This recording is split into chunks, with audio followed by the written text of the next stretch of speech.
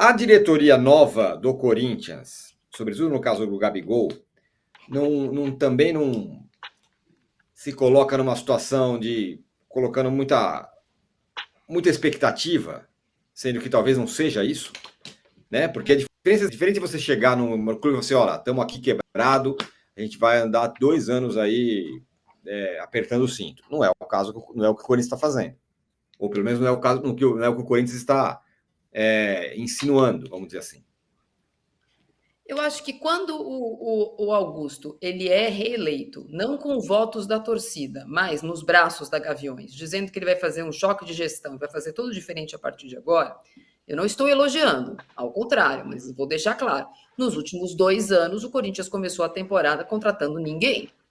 E aí tivemos 2 anos bastante decepcionantes esportivamente. O ano que vira o ano Silvinho, a contratação do Corinthians é o Paulinho, daquela coisa da Tausa, mal explicada até hoje, e em 2 meses ele se machuca.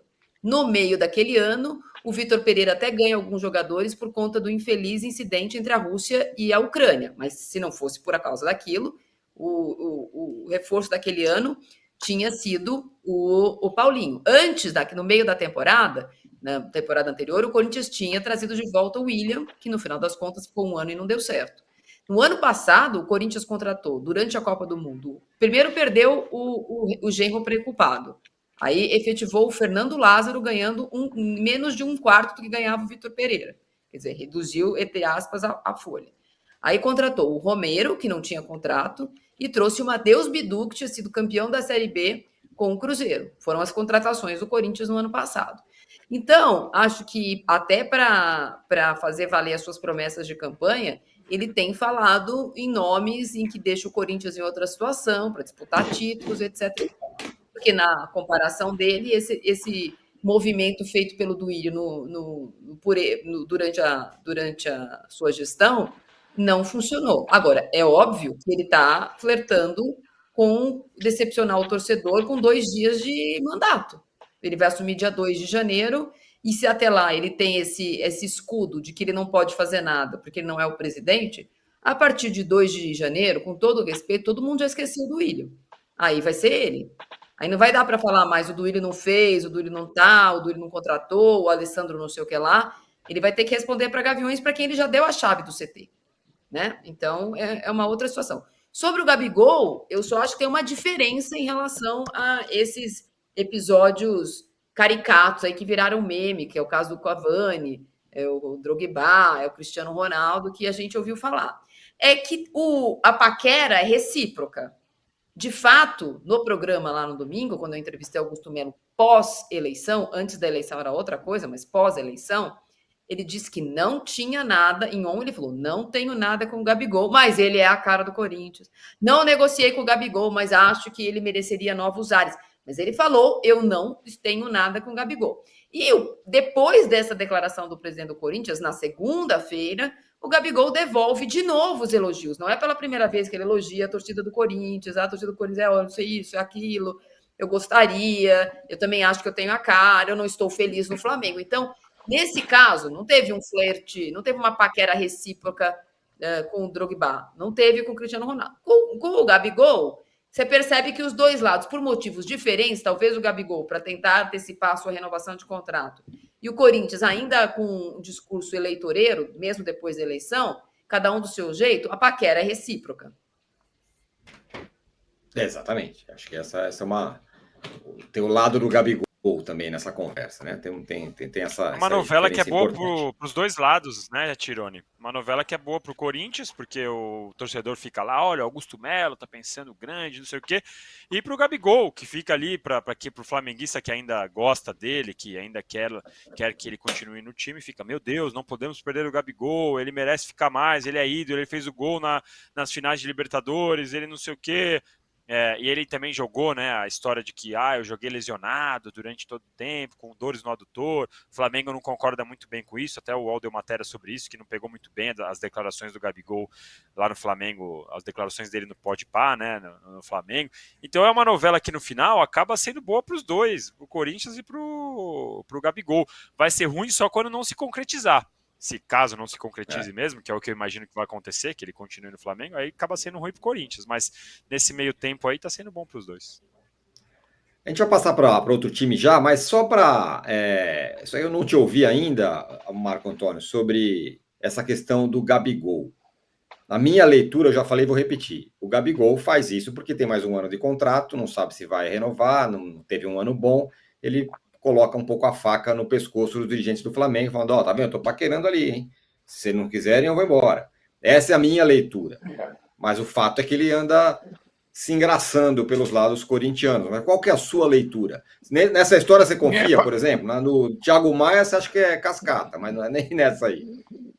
Cascata, seria ótimo se fosse verdade para o Corinthians, mas não acredito. O Gabigol está fazendo jogo lá com o empresário dele para se valorizar no Flamengo. Eu não acredito que o Flamengo libere o Gabigol. Não acredito, apesar de não ter jogado nada esse ano, criou um monte de problema. Não acredito que o Flamengo libere, ainda tendo um ano de contrato. O Gabigol está fazendo o papel dele, do empresário dele, querendo se valorizar, querendo reformar um contrato maior. Acredito que seja isso. Agora, sobre o Corinthians, só uma palavrinha. É uma incógnita esse presidente do Corinthians, essa nova diretoria. É um dirigente sem passado no clube, sem experiência no futebol. Foi dirigente lá num time do interior, uma coisa pequena que também não deu certo. Eu acho que é uma grande incógnita. E vai gastar dinheiro, vai ter que fazer contratação. Tomara que pelo menos ele ouça um pouco o Mano, que tem mais noção do que é o mercado, do que é o futebol, apesar de também vem de trabalhos não muito bons na carreira, mas o Mano é do meio, pelo menos isso. O Danilo, o São Paulo não anunciou oficialmente, mas a conversa e as notícias que chegam é que terá um imenso não, mas um grande déficit de 97 milhões. Mesmo tendo ganhado a Copa do Brasil com premiação altíssima, mesmo tendo a segunda maior arrecadação, segunda maior presença de público no Campeonato Brasileiro no ano, perdendo só para o Flamengo, ficou à frente de todos os seus rivais, Palmeiras, Corinthians e tal, e com arrecadações bem grandes, déficit, 97 milhões. O São Paulo ainda não fala oficialmente sobre isso, mas na eleição, quando o Casares foi reeleito, o Casares já deu a deixa. Não, podemos até ter um déficit, mas optamos pelo ganho esportivo e blá, blá, blá, blá, blá. Volto na mesma coisa. O temor com o São Paulino, cruzeirar. E, por outro lado, teve um ano, do ponto de vista esportivo, que não tinha há muito tempo. Mas a sombra da cruzeirada está aí. Eu não sei se cruzeirar, assim, mas o São Paulino, né, ele deveria ficar atento a essa questão, e mais do que o déficit, porque às vezes você tem ali um déficit que não é tão expressivo, ou às vezes você, enfim, dependendo de como você conduz essa parte financeira, você pode ter um déficit um pouquinho menor e tal, às vezes as contas estão um pouco pior, mas o que mais me assusta no São Paulo, mais do que esse déficit que vai provavelmente fechar o ano, mesmo com o título, é o São Paulo, por exemplo, até outro dia, na semana passada, se eu não me engano, saiu notícia no UOL mesmo, que o São Paulo estava atrasando direitos de imagem de novo, 2 meses seguidos. Tem outra notícia do staff do Arboleda, que também está movendo um processo. E no meio disso tudo, a gente vai lembrar, quando o São Paulo contrata o Rames Rodrigues e o Lucas, e aí nos números parciais que saíram deu para ver que houve um aumento considerável de folha salarial. E aí, esse aumento de folha salarial, às vezes não se paga nem com a conquista da Copa do Brasil, porque a gente vai lembrar, falar, Copa do Brasil paga 90 milhões, não sei o quê, mas quando você olha o que entra no caixa de fato, é metade disso. Normalmente a outra metade fica de bicho para os jogadores. Isso é uma prática. Bicho, 50%, 40% é bicho para jogador. Então quando a gente fala, ganhou 90 milhões, nem tudo isso entra no caixa. Por isso que o São Paulo, por exemplo, é um time altamente dependente de venda de jogadores, que pode ter que vender agora o Beraldo, pode ter que vender outros jogadores jovens, ou enfim, de repente até o Luciano, se vier uma proposta da Arábia Saudita, como que chegar a pintar, né? é um time que depende dessa questão e que deveria ficar atento, porque enquanto você ficar nessa de vender o almoço para pagar o jantar, que é o ditado mais popular de todos, mas que é o que o São Paulo acaba fazendo, dando all-in, né, para poder conquistar, não fica uma coisa que o torcedor pode ter tranquilidade de que todos os anos vai brigar, de que vai estar sempre estruturado para começar uma temporada brigando pelos títulos que entra e tal. É sempre aquela dúvida, putz, a gente teve um destaque, será que no meio do ano vamos ter que vender para segurar o caixa? Será que no meio do ano vamos ter que vender para pagar salário atrasado? É uma questão que, enquanto você não organizar essa parte, você sempre fica preocupado. Vou ter que adiantar um direito de televisão de 2027 para pagar minha folha salarial de 2024. Não pode ser. E aí eu sei, é insistente, né? A gente fala de Palmeiras, de Flamengo, agora do Fortaleza, que é um outro time que entrou nessa onda também. A gente pode pegar outros times menores que conseguem essa reformulação em menor escala e, logicamente, disputam títulos menores. Mas o primeiro passo para você conseguir ficar sustentável nessa colocação, né, nessa briga por todos os títulos, é se organizar. Palmeiras e Flamengo mostraram, e o Palmeiras pagou um preço alto, em 2014 quase caiu no seu próprio ano do centenário, o Flamengo também ficou anos sem disputar.